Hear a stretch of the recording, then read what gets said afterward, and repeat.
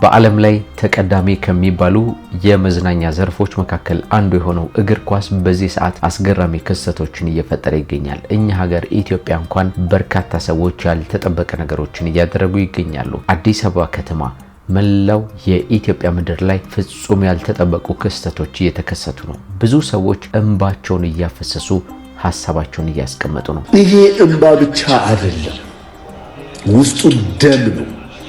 ደም ነው እየፈሰሰኝ ያለው ደም ነው። የኢትዮጵያ አርቲስቶች ድምፃውያን ጭምር በዚህ ጉዳይ ላይ በእንባ ታጅበው ስለዚህ ነገር እየተነጋገሩ ነው። በዚህ ሰዓት ምንድነው የተከሰተው ክስተት? አርቲስቶቹ ያለቀሱበት ምስጢር፣ አዲስ አበባ ከተማ እንዲህ ጥልቅልቅ ያለችበትና በተለይ ቦሌ አካባቢ ያልተጠበቁ የተባሉት ክስተቶች የተከሰቱበትን ሂደት እንዲሁም ክስተቶቹ ምንድናቸው ብለን ወደ እናንተ ልናደርሳችሁ ነው የተገናኘ ነው። እንደምን አላችሁልን? የምንወዳችሁ የምናከብራችሁ ጎራ ስቱዲዮ ቤተሰቦች በተለያየ ዓለም ክፍል ሆናችሁ እኛን ተቀዳሚ ምርጫ አድርጋችሁ የምትከታተሉን ሁሉ እንደምን ሰነበታችሁልን? ጌታቸው በላይ መሰናዶውን አዘጋጅቼ አቀርብላችኋለሁ። ቻናላችንን ሰብስክራይብ አድርጉ፣ ሐሳብ አስተያየታችሁን ኮሜንት ላይ ጻፉልን። ደግሞ ቪዲዮንም ላይክ አድርጋችሁ ጀምሩ። ወደ ዝግጅቱ እንለፍ።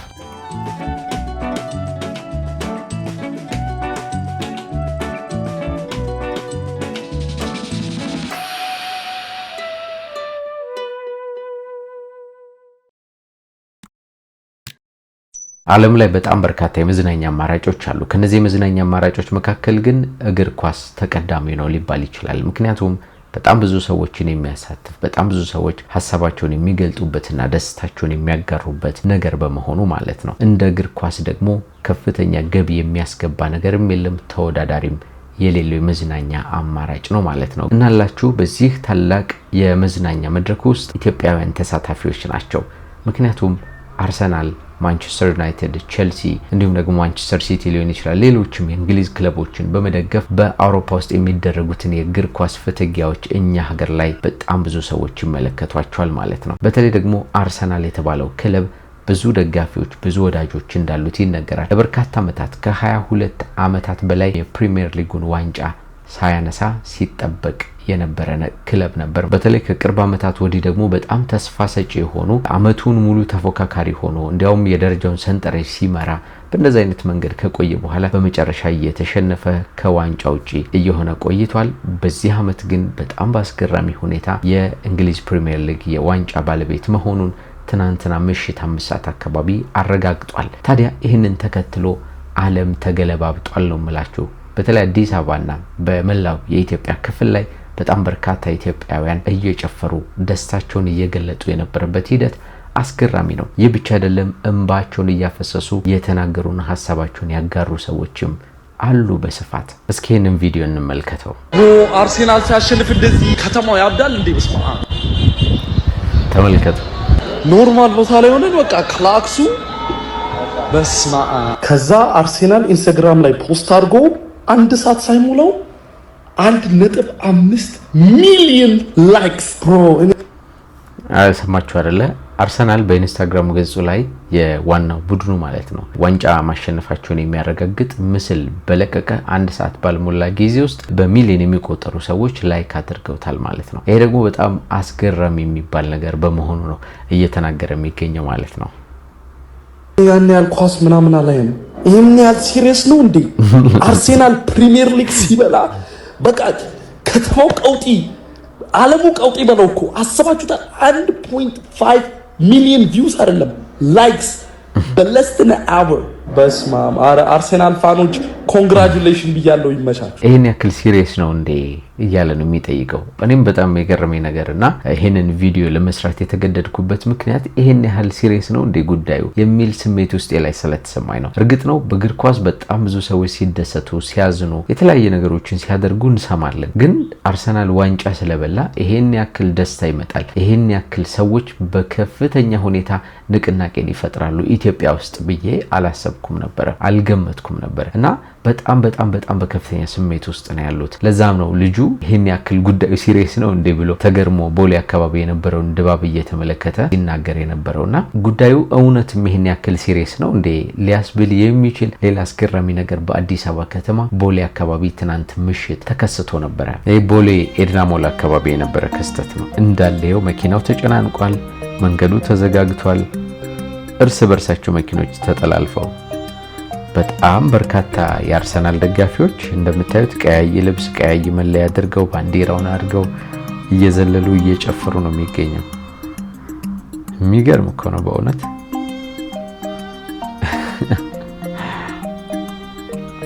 እንግዲህ እዛ አካባቢ የነበራችሁ ሰዎች ይህንን ስሜት በደንብ ከኔ በላይ ትጋራላችሁ ብዬ አስባለሁ። ሌሊቱን ሙሉ በቃ በእንደዚህ አይነት መንገድ ነበር የቀጠለው።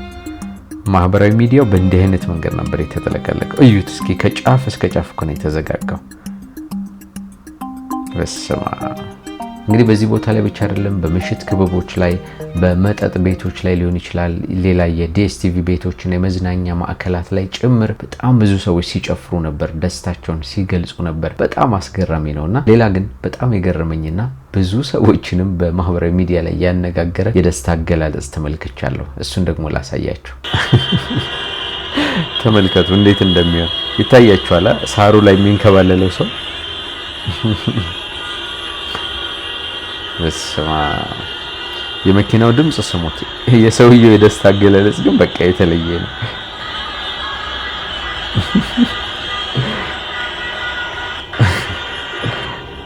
በጣም ነው የገረመኝ በእውነት። ማለት ሰው በዚህ ልክ ደስታውን ሲገልጽ፣ ሰው በዚህ ልክ ደስተኛ ሲሆን በጣም አስገራሚ ነው። መሬት ላይ በዚህ ልክ እንዲህ የተገለባበጠ እየተከረባበተ ደስታውን እየገለጸ ነበር።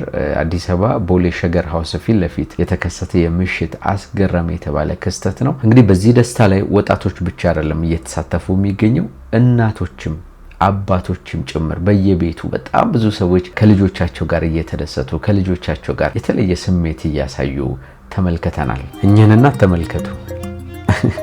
ልጃቸው ዋንጫ አሸክሟቸዋል፣ በቃ ያስጨፍራቸዋል። ከኋላ ያለው ልጅ የማንቸስተር ዩናይትድ ደጋፊ ነው። ስለዚህ ያው የዩናይትድ ደጋፊዎች አርሰናል ዋንጫ ሲበላው ሲደሰት እየተናደደ ነው የሚገኘው። ይሄኛው እናትየውና ልጅየው ደግሞ የአርሰናል ደጋፊዎች ናቸው። ልጁን በጣም እያናደዱት ነው ያሉት ማለት ነው። ያዋቸው ማዘር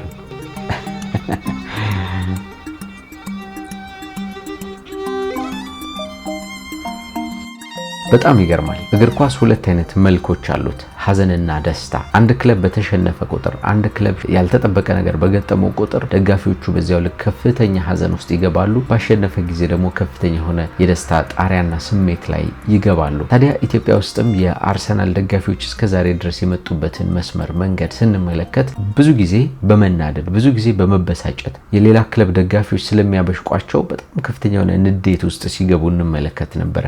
አሁን ደግሞ ሌላኛውን መልክ አጎናጸፋቸው፣ ደስታን አመጣላቸው። በንዴት ጨጓራቸውን የታመሙ በንዴት ህመም ውስጥ ችግር ውስጥ የወደቁ በጣም ብዙ ሰዎች አሉ። እግር ኳስ እስከዚህ ድረስ የሚያደርስ ስሜትን የሚሰጥ ነገር መሆኑን ከነዚህ ሰዎች እንገነዘባለን። እንግዲህ አርሰናል ማሸነፉን ተከትሎ በርካታ ታዋቂ ሰዎች መልእክቶቻቸውን የደስታ ሀሳባቸውን እየገለጹ ይገኛሉ ኢትዮጵያ ውስጥ። ከነዚህ መካከል ድምፃዊ ጎሳዬ ተስፋ ይገኝበታል። ጎሳዬ በፌስቡክ ገጹ ላይ ሀሳቡን አስቀምጧል። እንኳን ደስ ያላችሁ አርሰናላውያን የሚል ሀሳቡን ማስቀመጥ ነው እንግዲህ ደስታውን ያጋራው። ከ30,000 በላይ ሰዎች ያስተላለፉን መልእክቱን ላይክ አድርገውታል፣ ወደውታል ማለት ነው። በጣም በርካታ ሀሳብ አስተያየቶችንም እየሰጡ ነው የሚገኘው። ሌላኛው ሀሳቡንና ደስታውን ያጋራን ደግሞ ሳሚዳን የተባለው ድምፃዊ ነው። አዶች እንዴት ናችሁ? such a beautiful night እንቅልፌ ጠፋ። አሁን ነው ምን እንደሚባል ዛሬ የሆነ ደስ የሚል ስሜት ነው የተፈጠረብኝ። like completely I know አይኔ ቻይና ነገር ነው፣ እኔ ጥቁር ቻይና በሉኝ፣ ግን በቃ እንቅልፌ ጠፋኝ ነው። ብዙ ጊዜ በዚህ ሰዓት የለውም ማምልጬ ነበር። ሌላ ጊዜ ላይ በጊዜ ነበር የምተኛው ነው የሚለው። አሁን ግን ደስታ ስለመጣ ይሄን ያክል እንቅልፉን እስኪነሳው ድረስ ነው ደስ እያለው የነበረውና ስሜቱን በደዚህ አይነት መንገድ በቪዲዮ አጋርቶናል ሳሚዳን። ሌላኛው ደግሞ ተወዳጁ ድምፃዊ ልጅ ሚካኤል በቦሌ በነበረው ከፍተኛ ድብልቅልቅ ውስጥ ነበረ መኪና ላይ ተቀምጦ እየጨፈረ ስንመለከተው ነበርና እሱም ደስታውን የገለጠ ሌላኛው ተወዳጅ አርቲስት ነው። ብስራት ሱራፌልም እንዲሁ በፌስቡክ ገጹ ላይ ከ40,000 በላይ ላይኮች ማግኘት የቻለ የደስታ መልእክት አስተላልፏል። እንኳን ደስ ያላችሁ ብሎ ሀሳቡን አስቀምጧል። በነገራችን ላይ እንኳን ደስ ያላችሁ የሚለውን ይሄንን መልእክት ካስተላለፉ ታዋቂ ሰዎች መካከል ድምፃውያን ብቻ አይደሉም፣ አርቲስቶች ብቻ አይደሉም፣ ፖለቲከኞችም ጭምር ይህንን ደስታ እያጋሩ ነበር። በኢትዮጵያ ታዋቂ የሚባሉ ፖለቲከኞች እንኳን ደስ ያላችሁ አርሰናል ዋንጫውን አነሳ እያሉ ሐሳባቸውን አስቀምጠዋል። እንግዲህ እዚህ ነገር ላይ የምንረዳው ነገር እግር ኳስ የሁሉም ሰዎች ስሜት እንደሆነ የፖለቲከኛውም የአርቲስቱም የተራ ነዋሪውም የነጋዴውም የሁሉም ሰዎች የጋራ ስሜት እንደሆነ ነው ለመገንዘብ የምንችለው። ሌላኞቹ የአርሰናል ዋንጫ ማንሳትን ተከትሎ ስሜታቸውን ደስታቸውን የገለጹ ሰዎች በለቅሶ ጭምር ነበር። ካለቀሱት እንባቸውን ካፈሰሱት ሰዎች መካከል ጥቂቶቹን እናሳያችሁ። ይሄ እንባ ብቻ አይደለም። ይሄ እንባ ብቻ አይደለም። ውስጡ ደም ነው። ደም ነው እየፈሰሰኝ ያለው ደም ነው። 22 ዓመት ሙሉ የአትችሉም የአትበሉም ምንም አታመጡም እናንተ ሚዜዎች የመባል ስሜትና የመገፋትና አንገት የማቀርቀር ስሜት ነው ይሄ። ሄኖክ ድንቁ ከተናገራቸው በጣም ከገረሙኝ ነገሮች መካከል ይሄ ነው አንደኛው። ከተለያየ መንገድ የሚመጡ ስሜቶች የፈጠሩት ከፍተኛ ጫና ምን ያህል እንደደረሰ ነው እያመላከተን ያለውና እንግዲህ እንዳልኳችሁ ብሽሽቆች ይኖራሉ፣ በእግር ኳስ ውስጥ መከራከሮች ይኖራሉ። እነዛ ስሜቶች ይጠራቀሙና እንዲህ አይነት ስሜት ነው የሚፈጥሩት። ደስታ ሲመጣ ደግሞ በዚህ ልክ ነው ከፍ እንዲል የሚያደርጉት ማለት ነውና ሄኖክም እንዲህ ያነባ ነው የሚገልጸው ሐሳቡን። ይሄን ባብቻ አይደለም ደም ነው ይላል። ይሄን ሳታው ያለፋችሁ የሞታችሁ የአርሰናል ደጋፊዎች ወንድም እህቶቻችን መታሰቢያነቱ ለናንተ ነው። እዚህ ላይ አንድ ነገር እናንሳ። እግር ኳስ ውስጥ እንዳልኳችሁ ብዙ አይነት ስሜቶች አሉ። በደስታ ምክንያት ሊሆን ይችላል፣ በሐዘን ምክንያት ሊሆን ይችላል፣ በተለያየ መንገድ በሚፈጠሩ ግጭቶች ሊሆን ይችላል። ሰዎች ይሞታሉ። ታምናላችሁ በደስታ ምክንያት ሰዎች ህይወታቸውን እንደሚያጡ? እንግዲህ በተለያየ ዓለም ክፍል ላይ በሚደረጉ እግር ኳስ ውድድሮች ላይ እንዲህ አይነት ደስታዎች ሲመጡ፣ ዋንጫ ሲነሱና ሌሎች አይነት ነገሮች ሲከሰቱ ሰዎች በደስታ ምክንያት የልብ ምታቸው ጸጥ የሚል ሰዎች አሉ። ከመጨፈር ብዛት የደም ግፊታቸው ከፍ ብሎ ህይወታቸው የሚያልፉ ሰዎች አሉ። ከዚያ ውጪ ደስታ ጭፈራ በሚያመጣቸው ተያያዥ ጉዳዮች ምክንያት ታፍነው የሚሞቱ ይኖራሉ፣ ወድቀው የሚሞቱ ይኖራሉ፣ አደጋዎች ሊፈጠሩ ይችላሉ። በእንደዚህ አይነት መንገድ እንግዲህ ህይወታቸውን የሚያጡ ሰዎች አሉ፣ በእግር ኳስ ምክንያት ማለት ነው። ሌላው በሐዘን ነው። ሰዎች ከልክ በላይ ከማዘናቸው የተነሳ ደግሞ በዚሁ በእግር ኳሱ ምክንያት ህይወታቸውን እስከማጣት የደረሱ አሉና በእርግጥ ይሄ እስከዚህ ድረስ መድረሱ ተገቢ ባይሆንም ነገር ግን እስካሁን ድረስ ህይወታቸውን ላጡ ሰዎች ለነሱ ነው እንደ መታሰቢያ ይሆንላችሁ እያለ ሄኖክ ይህንን ነገር ሐሳቡን እያስቀመጠ የሚገኘው። ምክንያቱም ይሄ ክለብ ለኛ ምን ማለት እንደሆነ እኛ ብቻ የአርሰናል ደጋፊዎች ነን የምናውቀው። 20 ዓመት ሙሉ አቀርቀረን ነበር። አሁን ግን ቀና ብለን በኩራት እንሄዳለን። ዛሬ አልጮህም፣ አልጨፍርም፣ አልስቅም። እሁድ የኔ ቀን እሁድ ነው። ዛሬ መታሰቢያነቱ በህይወት ለሌላችሁ ለአርሰናል ደጋፊዎች ብቻ ይሁንልኝ። ከነገ ጀምሮ የአርሰናል ደጋፊ ሆንክ በሙሉ ይህንን ማሊያ በኩራት ለብሰ በየአደባባዩ ላይ ውጣልኝ። ከዛ እሁድ በደንብ ሰለብሬት እናደርጋለን። ይሄ እንባ አይደለም፣ የመገፋትና አንገት የመድፋት የማቀርቀር ውጤት ነው። ደም ነው ይሄ። በጣም ይገርማል። እንዳልኳችሁ ቪዲዮ እንድሰራ ምክንያት ከሆኑ ነገሮች መካከል እንዲህ አይነቶቹ ስሜቶች ናቸው። ሰው ይሄን ያክል ነው ስሜቱ ጥልቅ የሆነ ማለት ነው ብዬ ለራሴ እስከጠይቅ ድረስ ነው ምሽት ላይ ስመለከት የነበረውና ለማንኛውም በእንባ ሐሳባቸውን ከገለጹ ሰዎች መካከል ሌላም ሰው አሳያችኋለሁ። ይሄኛው ደግሞ ጎስት በሚል መጠሪያ ከ900,000 በላይ ተከታዮችን በቲክቶክ በኩል በማፍራት የሚታወቅ ሰው ነው። በተለይ የአርሰናል ጉዳዮችን መረጃዎችን ያካፍላል። የዝውውር ጉዳዮችን ሊሆን ይችላል፣ ሌሎች አርሰናልን የሚመለከቱ ምንም አይነት ነገሮችን እንዲሁም ደግሞ ኢትዮጵያ ውስጥ ያሉ የአርሰናል ደጋፊዎችን በሚመለከት ሐሳቦችን በማጋራት ነው የምናውቀውና አሁን ደግሞ ዋንጫ ማንሳቱን አርሰናል ባወቀ ጊዜ የተሰማውን ስሜት እዩት። አለፈልን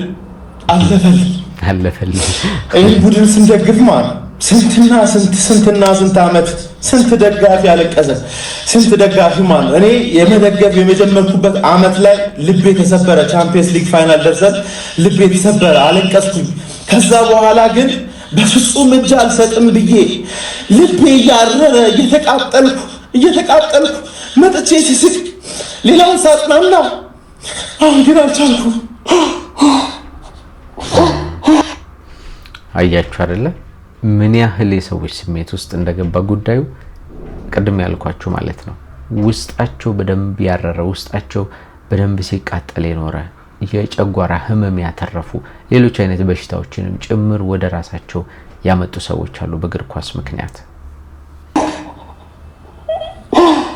በካሜራ ፊት በፍጹም አለቅሳለሁ አስቤ አላቅም። ግን የዚህ ክለብ ፍቅር በጣም አስለቀሰ፣ ብዙ ሰው አስለቀሰ። እኔ ሲሳካልን ነው ማለቅሰው ሲሳካልን። ሌላው ደግሞ በድምጻዊነት የምናውቀው ተወዳጁ አስጌ ደንደሾ በየጊዜው በተለያየ ጊዜ የአርሰናልን በተመለከቱ ጉዳዮች ላይ በስፋት ሲሳተፍ እንመለከታለን። እግር ኳስ በኖረ ቁጥር የአርሰናልን መለያ አድርጎ ይዘፍናል፣ ይጨፍራል፣ ሌሎች ነገሮችን ያደርጋል፣ ሲሸነፍ ይናደዳል። ከዚህ ቀደም እንዲያውም አርሰናል የዋንጫ የመብላት ተስፋውን አጣ ተብሎ ብዙ ሰዎች ባዘኑበት ጊዜ መቼ ነው ምን ሲባል ነው እግር ኳስ ደጋፊ የሆንኩት ከዚህ በኋላ በቃኝ እግር ኳስ እስከ ማለት ድረስ ስሜቱን ሲናገር ነበር። ተመልሶ ደግሞ እንደገና የማሸነፍ ስሜቶች አዳዲስ ነገሮች ሲፈጠሩ እንደ አዲስ ያው ከልቡ አልነበረም ማለት ነው እተዋለሁ ሲል የነበረው እንደ አዲስ እየደገፈ መጣ። ትናንት ደግሞ በተለየ ሁኔታ ነበር ስሜቱን የገለጸው። እንመልከተው። ይሄው እያለቀሰ ነው በነገራችን ላይ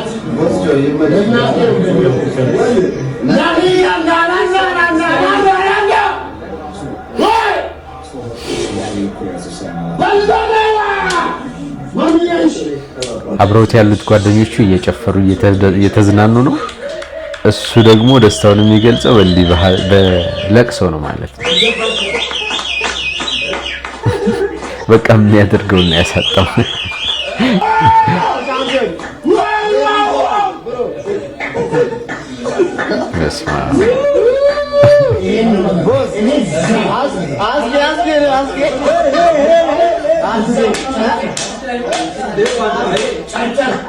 እነዚህ ጓደኞቹና ቤተሰቦቹ ናቸው።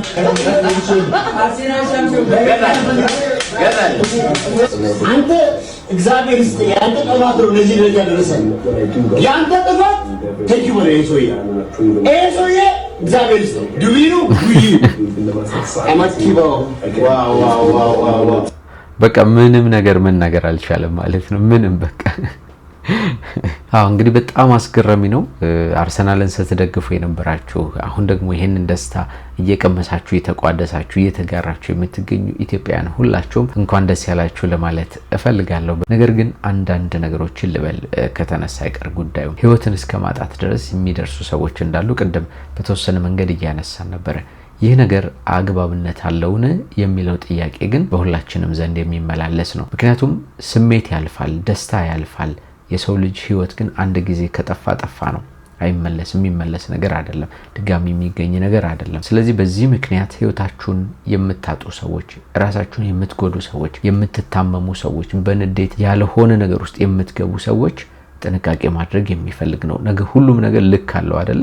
እስከዚህ ድረስ ግን መድረስ የለበትም። መደሰት መልካም ነው፣ መናደድ ደግሞ መብታችሁ ሊሆን ይችላል። ግን ህይወታችሁን አደጋ ላይ የሚጥል ነገር ድረስ ግን መድረስ አስፈላጊ አይደለም። ስለዚህ ደስታችሁን በምትገልጹበት መንገድ ራሳችሁን ኮንትሮል እያደረጋችሁ ከሰዎች ጋር ስትጨፍሩ አደጋ በማይፈጠርበት መንገድ መኪና እያሽከረከራችሁ ከሆነም እንደዚያው ሰውም ላይ ራሳችሁም ላይ እንዲሁም ንብረት ላይ አደጋ ከማድረሳችሁ በፊት ደስታችሁን በልክ አድርጋችሁ ስሜታችሁን ተቆጣጥራችሁ መንቀሳቀስ ያስፈልጋል ማለት ነው። ሌላው ደግሞ እግር ኳስ ከሚፈጥራቸው በጣም አደገኛ ነገሮች መካከል ትዳር ላይ ያለው ነገር ነው። እንግዲህ ሰዎች እንዲህ አይነት ደስታዎችን ለማግኘት ሲሉ እግር ኳስን በጋራ ተሰብስበው ለማየት ሲሉ ቤታቸውን ትተው ውጭ አምሽተው ይመጣሉ።